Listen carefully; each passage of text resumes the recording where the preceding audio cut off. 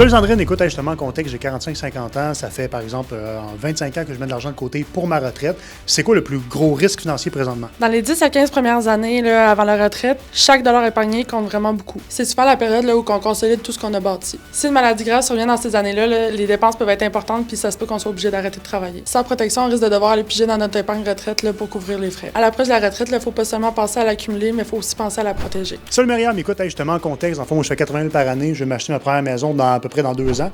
Ça, c'est quoi la stratégie que tu mettras en place pour ma situation à moi? Je prioriserai l'ouverture d'un CELIAP, principalement pour bénéficier de l'économie d'impôt, puis aussi du retrait non imposable. Ensuite, je mettrai en place des prélèvements automatiques, tout simplement pour venir maximiser la mise de fonds, par exemple par mois, semaine. Par la suite, j'essaierai de focusser sur les dettes, tout simplement pour venir les réduire le plus possible pour augmenter la capacité d'emprunt. Salut Mick, écoute, justement, situation, supposons que moi, je suis un travailleur autonome, dans le fond, je fais à peu près 95 000 par année. Ça serait quoi la stratégie que tu mettras en place pour venir me protéger? Premièrement, je commencerai par évaluer ton besoin concret en cas d'invalidité, puis je mettrai en place une protection d'assurance salaire, finalement, pour venir couvrir ton réel besoin. En plus, je peux offrir des produits MRA qui sont spécialisés pour les travailleurs autonomes puis les PME. Donc, l'objectif ici, ça serait de venir te couvrir pour vraiment bien protéger ton salaire.